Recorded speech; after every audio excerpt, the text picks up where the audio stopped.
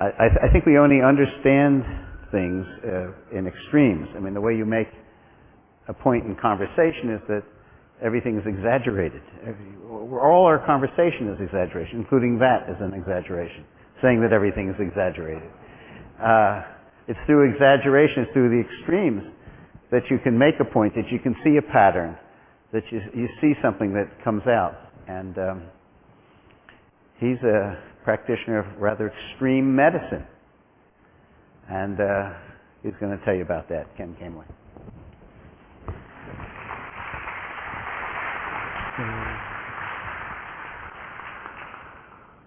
Thanks.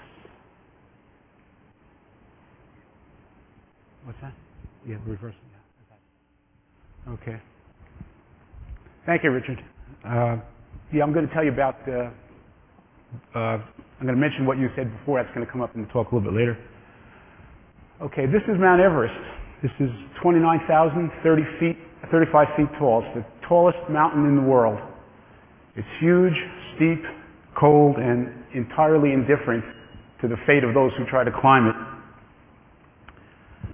I've been to Everest 6 times, 6 expeditions, each time as expedition physician and climber, and in total I've spent more than a year of my life on Everest.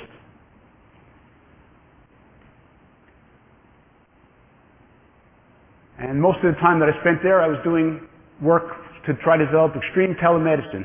And what that is the capability to gather and sense medical information from the most remote places on Earth and to be able to transmit that to anywhere in the world. That's what we were working on. And on my 4th expedition to Mount Everest, that was in 1996, Everest inflicted the worst disaster in its history in terms of human cost. And at that time, I was the only doctor on the mountain, and we didn't have telemedicine, and there was little we could do to save some of the people who were caught in that storm then.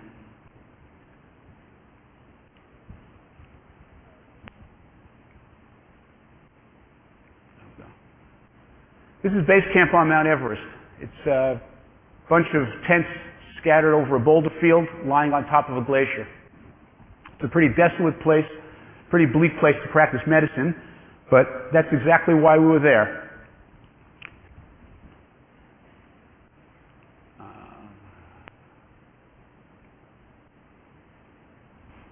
I was the chief high-altitude physician for a NASA-sponsored expedition, which combined the talents of scientists, engineers, and doctors from various organizations like Yale, MIT, the Department of Defense, National Geographic, and the Explorers Club. We were all there because we felt that if we could make telemedicine work on Mount Everest, we could make it work anywhere on Earth and even beyond the planet.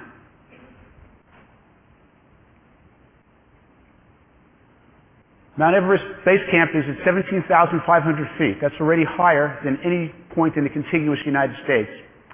The air is thin, and the first few days there, you just have to sort of relax and get used to breathing and hang around and just try and set up the camp. And that's what we were doing. Here I'm unloading oxygen cylinders. These were very thin oxygen cylinders made of titanium. They're illegal in the United States, so we had to have them shipped directly from Russia. And this was our first chance to see if they actually worked. Here I'm setting up our medical tent. This is 4 yak loads of supplies dumped on the floor. And if we didn't bring it, we didn't have it and had no way to get it. So we had to take a really careful inventory. It took quite a while to get organized, but eventually we did. This is an emergency crash cart that we were setting up. And with a little ingenuity, we did get organized. These are plastic shoe racks that we unfolded and stuck into the ice on poles, and that was the best way we found to just compartmentalize all our supplies. Being on Everest is like living in a refrigerator. There's ice all around and below you, and strong cold winds all the time. So the most common problem that I faced as a doctor there was taking care of people with lung conditions. But I was a doctor for all medical problems. This is a Sherpa that I saw who I thought originally had an intestinal obstruction. It turned out that he just had too much moonshine to drink in his tent the night before. And slips on the ice led to fractured hands. Falling blocks of ice led to fractured legs. And falls into crevasses caused fractured skulls.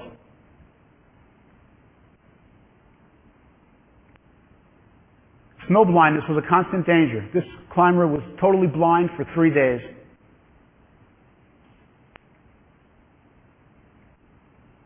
And this climber took off his gloves to adjust his oxygen tank and got frostbite in every one of his fingers. You can see the tips.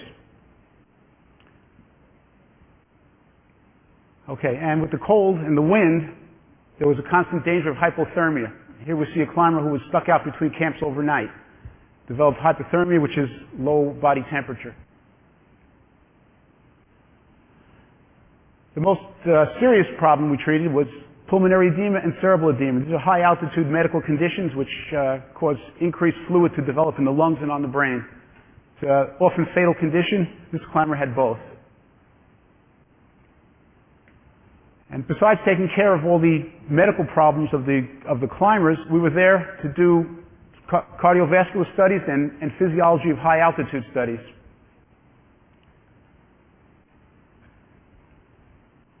We did cardiodynamic studies using standard oxygen uptake techniques and measured what the difference was at high altitude. And we took blood chemistry measurements.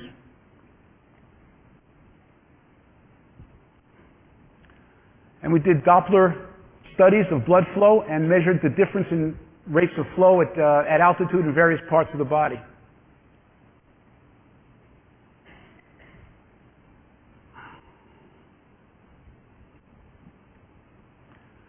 The equipment we brought to Everest Base Camp was so sophisticated that climbers from third world countries would often come to us with chronic problems because our equipment at base camp was far more sophisticated than anything these climbers had in their home countries.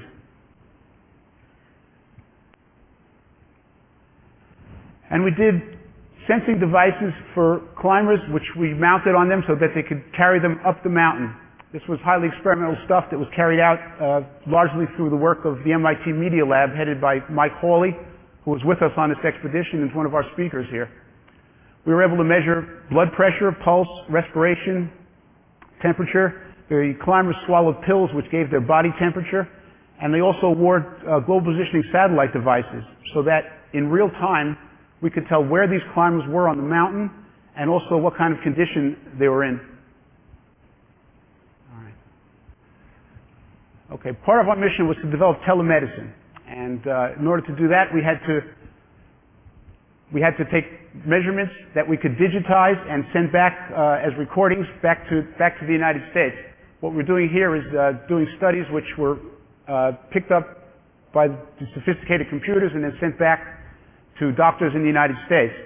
And next slide.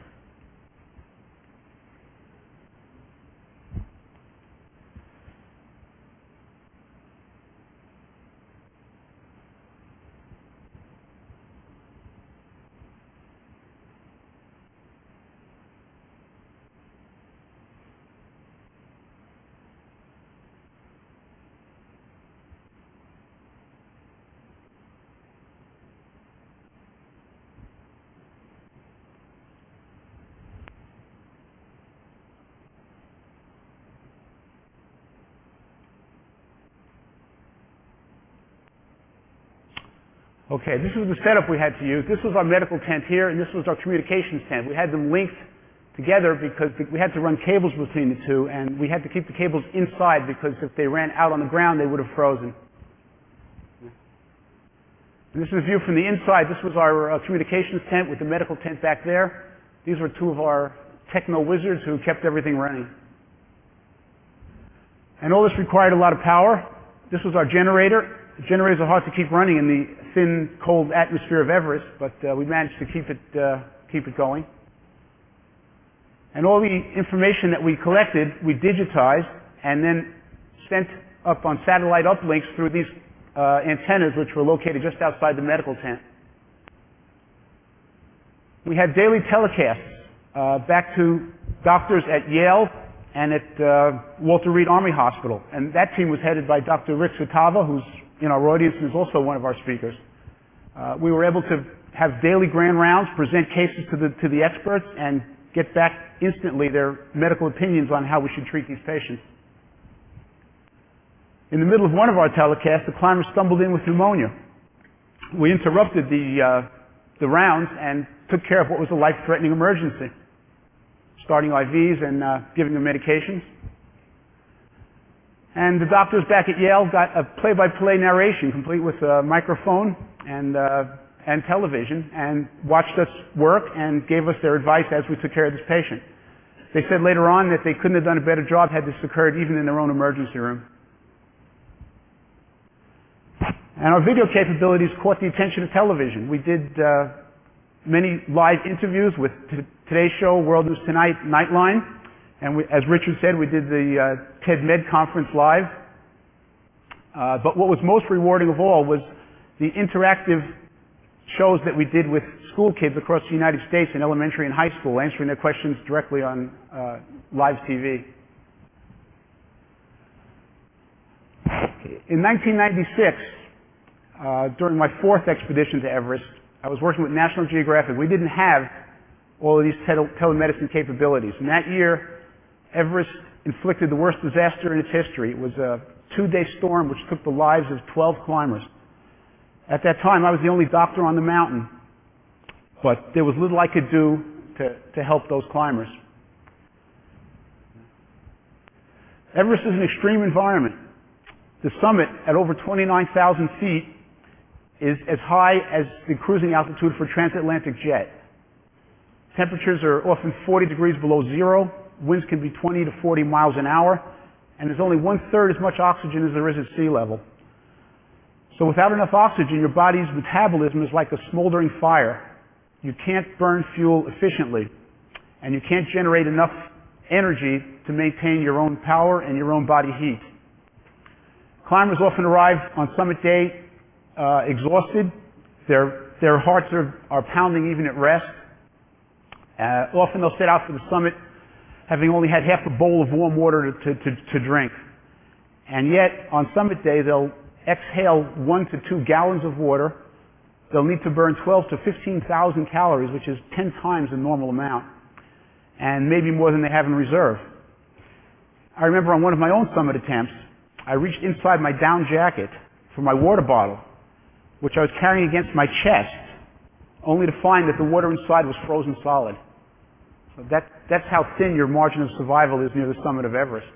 And that's where the disaster occurred in '96. That was recounted, that's the disaster that was recounted in the book Into Thin Air, and I also wrote about it myself in my 2 books. Okay, this is the route on Everest. The summit is up in here where the disaster occurred. It starts down here at base camp, mounts 2,000 feet through the ice fall to reach Camp 1. From Camp 1, there's another 2,000 feet up to what's called the Western Coombs, which is like a snow valley, which puts you to the base of Lhotse. Lhotse is the 4th highest mountain in the world, but it's dwarfed by Everest. So in order to climb Lhotse, you need 2 days. We put Camp 3 halfway up Lhotse here, climb the rest of it the next day, and then traverse across to what's called the South Col, which is a gap between the summit of Lhotse and the summit of Everest. From the South Col, the route to the summit is another 3,000 feet. So on summit day, you have to get up to 3,000 feet and then get back again to Camp 4. This is the area where that '96 disaster occurred. Okay, in that year, there were several major expeditions on the mountain. There was Scott Fisher's American team, there was Rob Hall's New Zealand team, and there was our National Geographic team. And after 2 months of laying in supplies and mapping out the route, we were set to go for the summit. So here's a view from base camp, and the first part of the climb is 2,000 feet up the ice fall here. This is the ice fall. It's a chaotic jumble of ice blocks and crevasses. It's literally a slow-moving, frozen waterfall. We try to go through the ice fall at night when the ice blocks are frozen solid and less likely to break up and fall on us. This is a picture of some climbers coming up near the top of the ice fall just after daybreak. In order to get through the ice fall, you have to cross on aluminum ladders. This is me crossing one of the crevasses on bolted aluminum ladders with safety lines attached through my harness in case we topple over.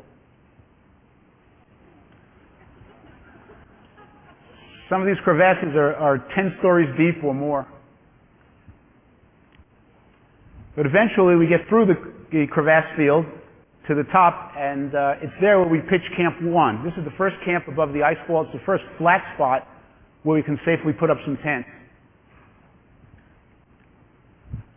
From there, the route goes up the Western Coombe, this long, winding snow valley. This is a view looking back from Camp 2 down toward Camp 1. Camp 1 would be over here, and the second day you come up from Camp 1 across the ice fall like this into Camp 2 in the foreground. This is Camp 2 here. It's the last flat spot on the route to Everest, and it's the last place where you can take a rest day before you have to plan your summit attempt. This is a picture taken just outside Camp 2 before the start of the Lhotse Face. This is Scott Fisher, leader of that expedition. This is his head Sherpa Lap Sang. Rob Hall is here resting with some of his New Zealand team members. So Rob and Scott's teams both moved up that day from Camp 2 up onto the Lhotse Face. This is a picture taken on the Lhotse Face. The climbers are moving up on fixed lines which are anchored into the ice because Lhotse is a sheer 5,000-foot slope, and if you fall, you only want to fall one rope length, not all the way back. Okay, this is a picture taken from Camp 3. This is halfway up the Lhotse Face. The mountain's so big it takes 2 days to climb it. You can see here what it's like. This is a 45-degree slope that runs for 2 days. So we just sort of make a camp arbitrarily halfway up. Now from here, the next day's route is up the rest of the Lhotse Face into what's called the South Col here. Lhotse would be here, summit of Everest up in here. What you notice here is that the summit of Everest is in black. There's no snow accumulating on the surface. And the reason for that is that Everest is so high that it's in a jet stream. And it's constantly scoured by winds. So no snow gets to accumulate on the surface of Everest. And in fact, what you see here, which looks like clouds, is in fact snow being blown off Everest. So the way we can judge what the weather conditions are like near the summit is to see how far the plume of snow is trailing off the edge of Everest.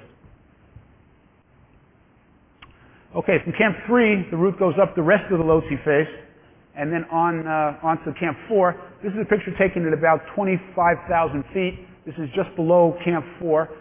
You can see the 6 ropes that are buried in the snow, but climbers are attached to them. Everybody's on oxygen. Virtually everybody's on oxygen at this point as we're moving up to Camp 4. That's Camp 4 up in here. This is just the end of the climb up to the Lhotse Face. So we get into Camp 4 in the afternoon, Lhotse being here and the summit of Everest up in this direction. Once you're at Camp 4, you watch the wind to see whether or not you can climb Everest that day. This would be too much wind up in here. This is some climbers relaxing in their tents, waiting to see if the weather will calm down. You don't have much margin here because, next slide. At Camp 4, virtually everybody's on oxygen, and oxygen supplies are quite limited. So you can't really hang around. You have to either go for the summit that night or decide that it's not a go, and then you have to back down because you just don't have enough oxygen to hang out and wait for the weather to change. Plus, at 26,000 feet, your health is deteriorating, and you just can't stay there. This is a picture of Rob Hall. This was taken at Camp 4. This is Rob using his radio. Some of you might recall the story. Rob eventually used that radio to make his last phone call to his wife when he realized he wasn't coming back. This is the last picture of Rob Hall ever taken. From Camp 4, these are climbers waiting out the weather to see if the wind would slow down enough for them to try to make a summit attempt. This climber here is Yasuko Namba, famous Japanese climber. Okay, after waiting it out around midnight, all of a sudden the wind slackened, and you can see here the summit ridge of Everest became quiet and calm with virtually no wind blowing off the top. So at that point, both Scott and Rob felt that conditions looked good, and they sent their teams on up to the summit. Okay, Okay, this is the first part of the summit climb. This is what's called the triangular face. It's relatively not that steep, and it's done at night. So climbers put headlights on, start up the triangular face around midnight. And just at daybreak, they reach the southeast ridge, which is the second part of the summit climb. This is much more narrow and precipitous and really can't be done without daylight. So these climbers just got up at daylight to the southeast ridge, and they're preparing to move on up toward the summit, another 1,500 feet above them. Here's a climber moving up slowly and steadily up along that summit ridge. This is already probably close to 28,000 feet in altitude. You can see he's got triple gloves on, oxygen mask, and pretty bulked up. Okay, the climbers moved on up on that vulnerable southeast ridge, and then the storm moved in. And you can see here the ferocious winds developed, blowing snow with a huge trailing plume of snow blowing off the top of Everest. This is when the storm really hit the climbers more or less unexpectedly. A lot of the climbers backed off. Some of the others closest to the summit moved on up. These are climbers moving up onto the summit ridge. You can see they have oxygen masks in place, goggles, rebreather bags, and you can see here the backpacks contain 2 oxygen tanks each connected with a hose. This is how they get their supply of oxygen. The climbers moved on up toward the summit. At this point, the ridge is very narrow, maybe 6 or 8 feet across, and the drop-off is like a free fall. It's so sheer on either side that if one climber fell and he was roped to another climber, he would just jerk that climber off with him. So what we do here is climb unroped. It's bad enough if one climber falls off, you don't want to pull somebody off with you. So each climber is moving independently at this point. You can see they're quite spread out. So this the foreground is down here. This is moving up toward the summit. These climbers are strung out along this southeast ridge, just below the summit of Everest. If a climber falls to his left here, he falls 8,000 feet into Nepal. If he falls to the right, he falls 12,000 feet into Tibet. So you can take your choice. If you fall into Tibet, you live longer.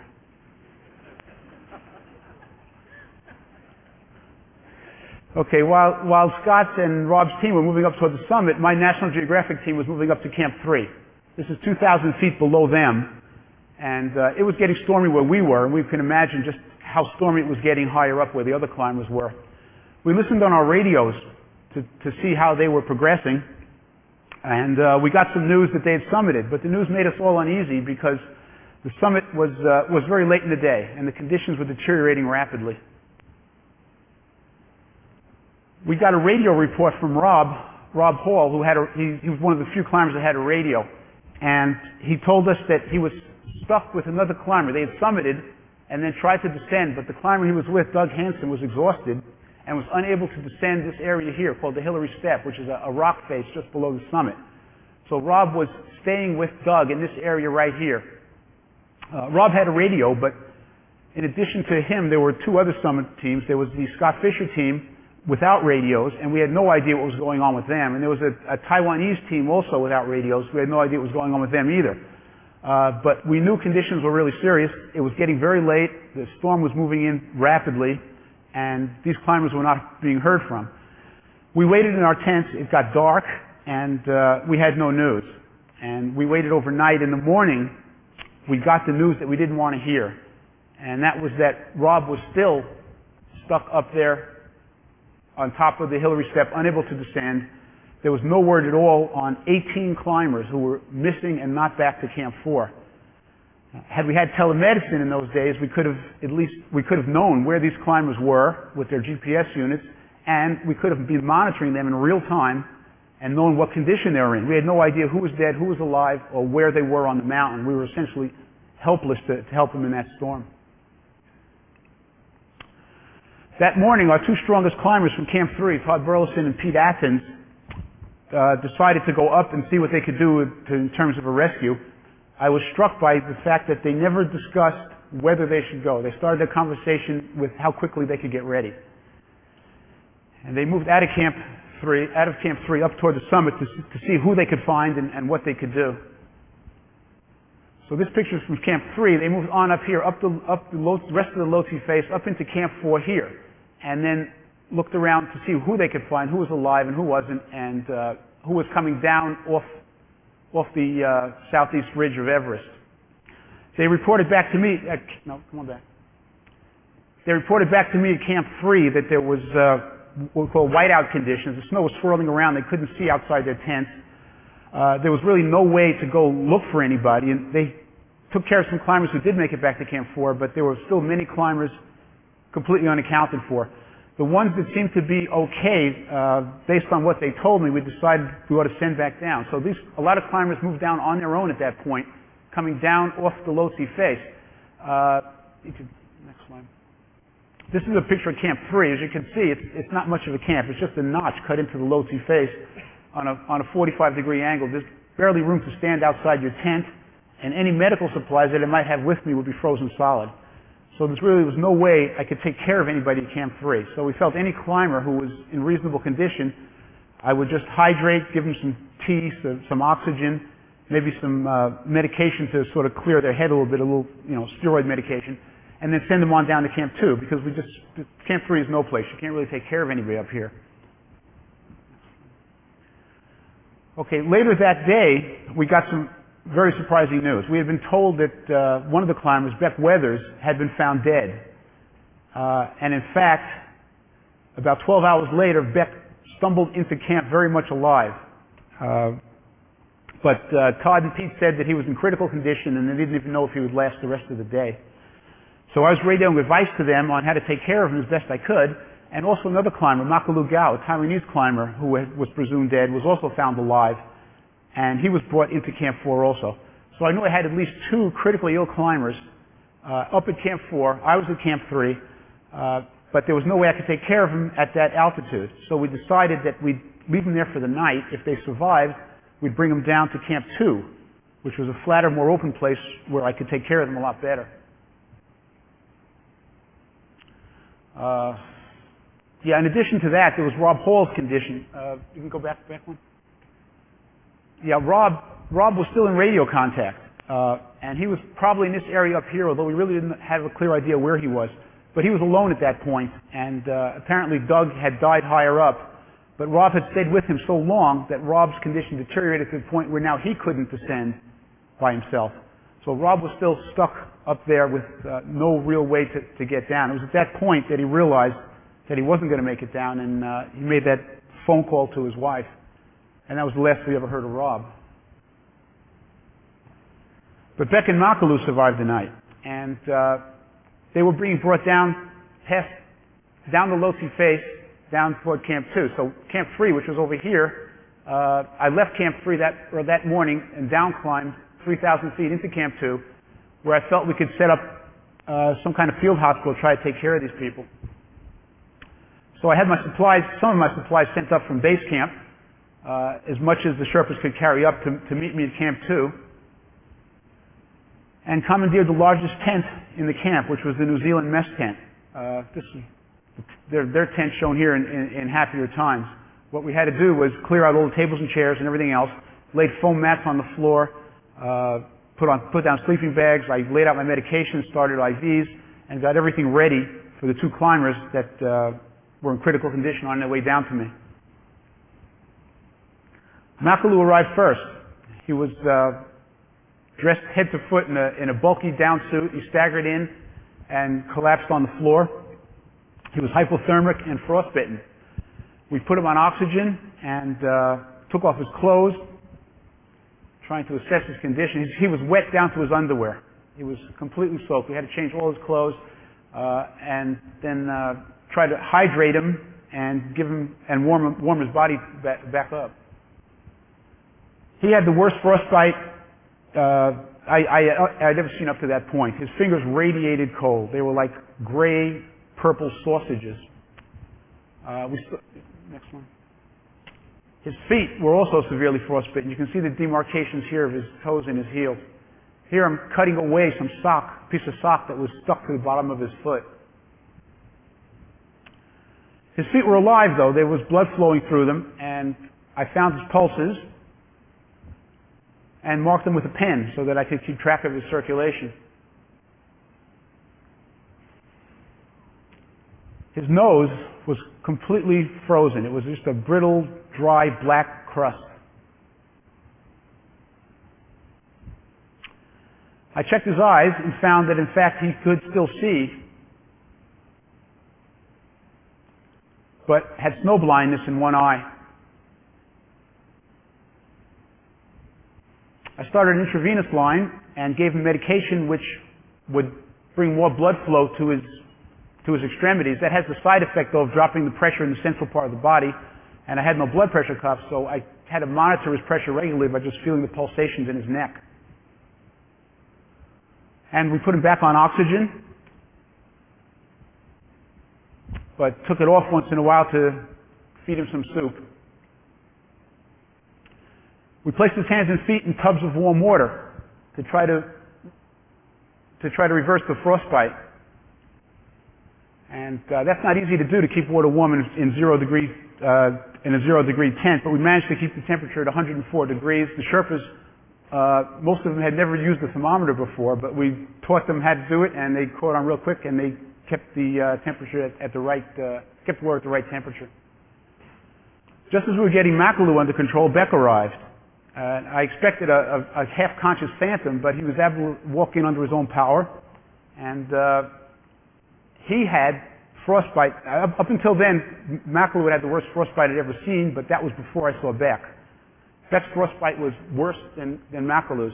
His entire right hand was frozen solid through the forearm, and it was the hand of a dead man. He had no pulse, no sensation, but bizarrely enough, he could move his fingers because the dead muscles in his bones were controlled by live muscles in his forearm. So I went through the same routine with Beck that I had done with Makalu, and I stayed up all night with my two patients, changing their IVs, giving them oxygen, and just watching them breathe. We were hoping in the morning that a helicopter rescue could be attempted, but it was so windy that the helicopter was unable to come into land. At 21,000 feet, there's no way you can keep a critical patient alive very long. Cuts don't even heal at that altitude. So even though the helicopter couldn't land, we had to get them out of there. We decided to evacuate them overland by taking them down the western Coombe.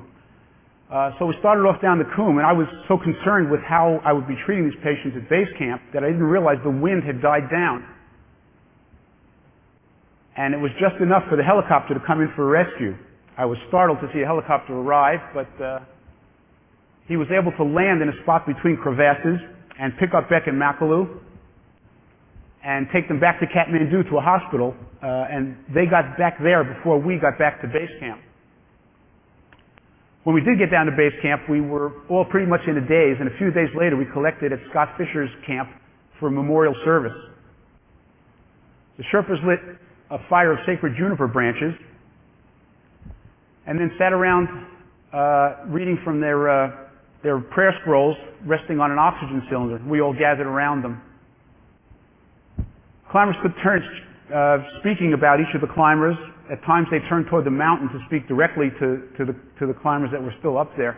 And after everyone had spoken, we thought, Lap Sang, Scott Fisher's head Sherpa, got up. And crying in broken English, he said, "I tried, and I tried, and I tried, but I couldn't save him." None of us could save them. This is Scott Fisher. On summit day, he said he wasn't feeling so well, but we thought Scott was Scott and he'd be okay. Rob Hall, the most respected high-altitude mountaineer in the world and my friend for 10 years. He died because he wouldn't abandon a dying climber, and I would have expected no less from Rob. Come on back. This is Andy Harris. He was Rob's guide. He got lost in the storm and stepped off the sheer Kang Chung face. And Doug Hansen, I had treated him for frostbite a year earlier, and we said he was lucky to still be able to climb. But this year's luck ran out. And Yasuko Namba, she was coming back from the summit, and she was hanging on to another climber who was trying to pull her and two others to safety. He felt her slip off, and he let her go because he didn't have the strength to hold her any longer. These are Tibetan prayer flags. The Sherpas believe that if you write messages on these, the winds will carry the message up to the gods. But that year, Everest wasn't listening. It's our hope that with future advances in telemedicine, we can save climbers even when Everest doesn't listen.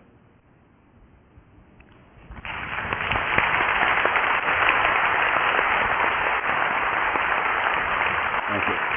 I have